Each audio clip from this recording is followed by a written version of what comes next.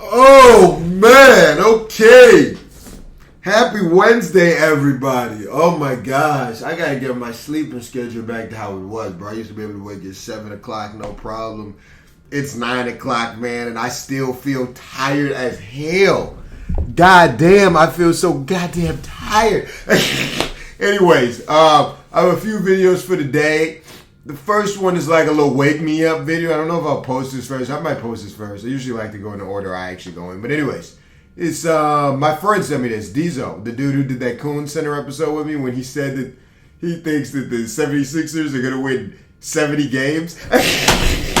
That was funny. Anyways, this is 8 unbelievable charts that will change the way you see the NBA. So, I'm interested to see if any of these charts or stats will actually change the way that I view the NBA. And I'm assuming maybe one or two of them will. That's why he asked me to watch this. So anyways, we're going to get this started and see what this is hitting for.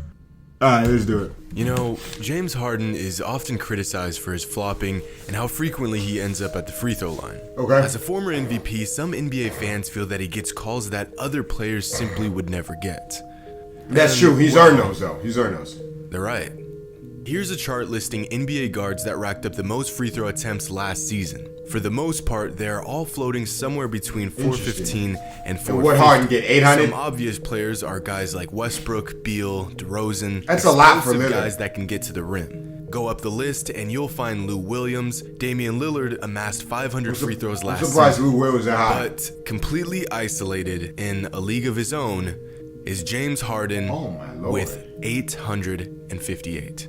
345 free throw attempts more than the next guard. Yeah, he be flopping his dick off. I've said that a million times. And a chart like I've been this saying really that. Displays just how ridiculous I've been saying that for years. I just thought I was crazy. I've been saying that. Phenomenon that looks absurd when plotted on a chart.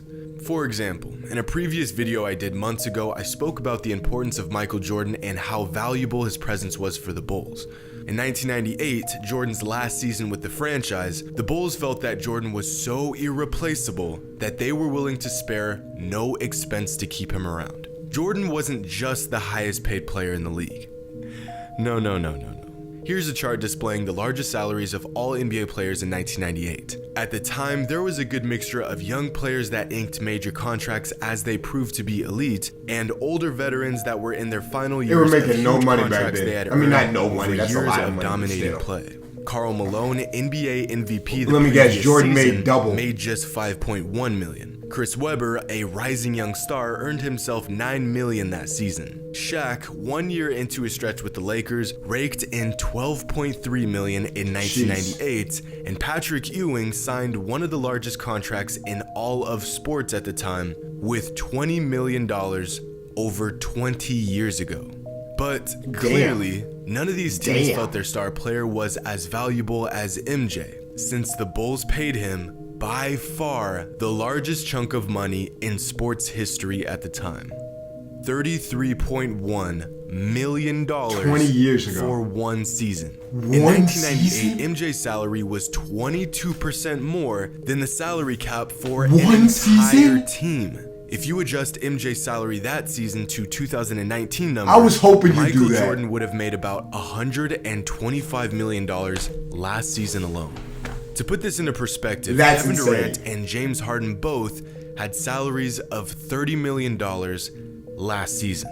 $3 million less than MJ had in 1998. That's insane. Speaking of Durant and Harden, their former teammate Russell Westbrook has spent the last 3 seasons accomplishing a feat that was once considered nearly impossible. That's insane. Back-to-back seasons, averaging a triple. So LeBron should be making $100 million. 2017, when Westbrook pulled I'm sure LeBron knows about that stat. It was absolutely LeBron got to know about that, and it earned him a league MVP. The second time he did it, apparently it was less impressive, and the third time he did it this past season, he finished 10th in MVP voting.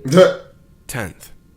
But regardless of how many times Russ gets a triple-double, no matter how immune we become to it, it is still an incredible feat. Right. But to understand just how incredible Russ is, here is a chart showing players in the NBA who have accumulated the most triple-doubles over the last 3 seasons.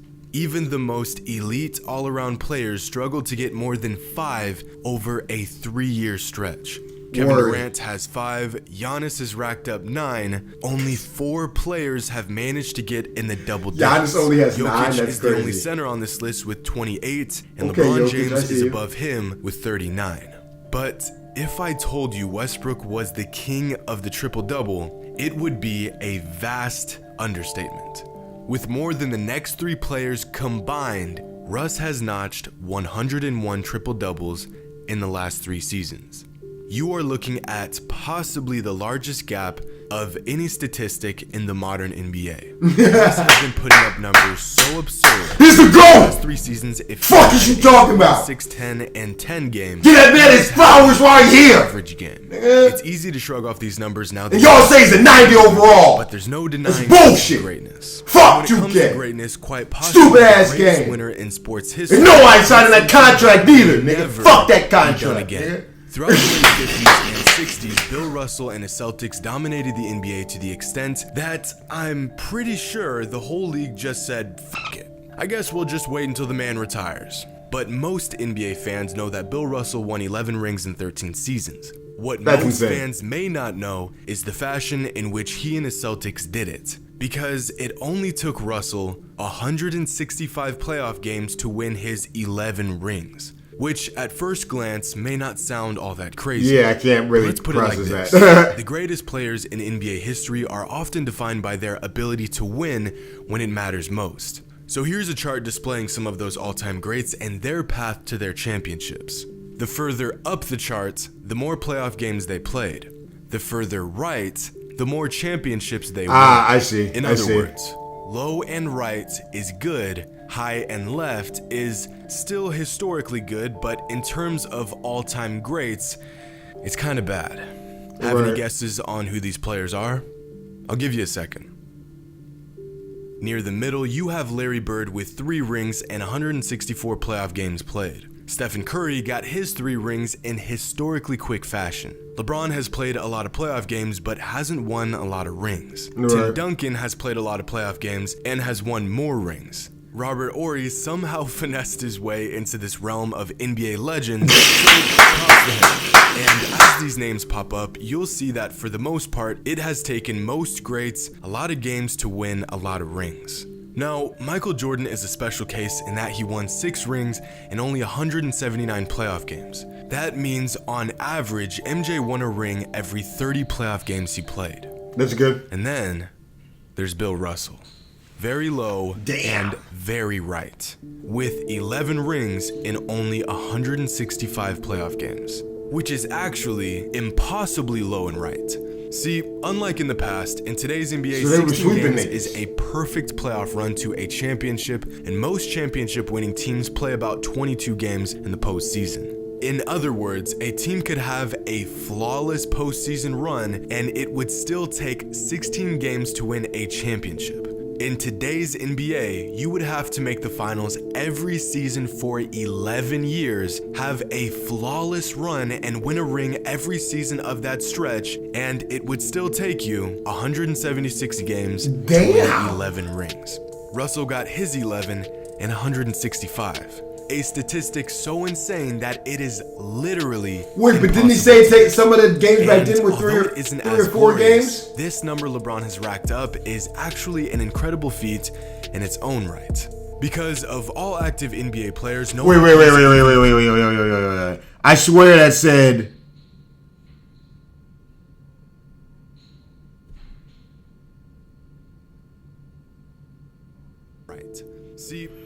see, these could be best of 3 or 4. So a lot of those he was doing 3 games. So it's a little bit easier for him back then than it would be for us right now. In other words, active NBA players, no one comes even close to LeBron in terms of playoff experience. See, 239 playoff games may not sound like a ridiculous amount. That is, until you consider the fact that Andre Iguodala has the 2nd most playoff games played of all active NBA players, and he has played in just 145. In fact, as you make your way down this chart, you'll realize that even the most vetted players in the league have nowhere near as many playoff games as LeBron. Yeah, LeBron's a GOAT. Crying out loud. Vince Carter, a man that has been in the NBA for 236 years, has played a mere 88 playoff games. Half of the Warriors roster from last season can that nigga Vince with over 480 years old. Get his dumb ass. NBA players with more than Vince still on the team, but no Melo. Warriors account okay. Regardless, they have a long way before approaching LeBron, who still has years of NBA basketball ahead of him. And all of those playoff games would possibly... That's crazy. ...explain this. This is a different chart. I know. Looks similar to the last one, only this time we are looking at total playoff points of all active NBA players, and this time the margin between LeBron and everyone else is... This man's got 3,000 more points. This is disgusting. You can look at this all you want, but it's difficult to really grasp the information you're looking at until you look at this. I like charts. Charts are good. Unfortunately, the majority of the time, these playoff points have not translated to championships. But dominance that has translated to rings is the 5-year stretch. I mean, he's been doing it by his goddamn self. 2015 and 2019, what the fuck? when they took over the league and rewrote history books. What the hell? To really understand how dominant the Warriors were the past 5 seasons, here is a chart showing the most dominant teams in the NBA since 2015, according to regular season wins and playoff wins. Towards the bottom, you'll find the Blazers and the Thunder floating around 250 wins. Despite the terrible season they had in 2019, the Cavs still managed to put up 280 wins since 2015. And of course, you have teams that constantly find themselves in deep playoff runs like the Raptors and the Rockets. But even the best teams in the league come nowhere near the success the Warriors had. Because since 2015, the Warriors have put up 399 wins. Nearly 100 more than the team with the second most. The difference between the Warriors and the Raptors is 92 wins. The difference between the Raptors and the 7th best Blazers is 55. And this makes sense when you consider the fact that the Warriors were 3 games away from winning 5 championships in a row. They've been cheating their ass off. An absolutely dominating run we probably those wins are not impressive to me because look who was on their squad lately, these the last Dwight 5 Howard years. Hate has been vicious and unrelenting. Look who's been on their Can't squad. help but to just feel bad for the guy. And quite frankly, I'm getting sick of it. The Dwight Howard disrespect must come to an end. If you started watching the NBA in the last 5 years, you probably know Dwight Howard as a soft, talented, but compromised big man who has more talk surrounding him off the court than he does on it. But a decade ago, Dwight Howard was questionably gay, we don't know. If you didn't get the privilege of watching this man in his prime, do yourself a favor and YouTube it. Mans would give you 20 and 14 a night while being by far the best defensive player in the league. And for a moment, but just a moment, he even resembled a young Shaquille O'Neal. In fact, Dwight Howard has accomplished a feat so incredible, you have to see it to believe it.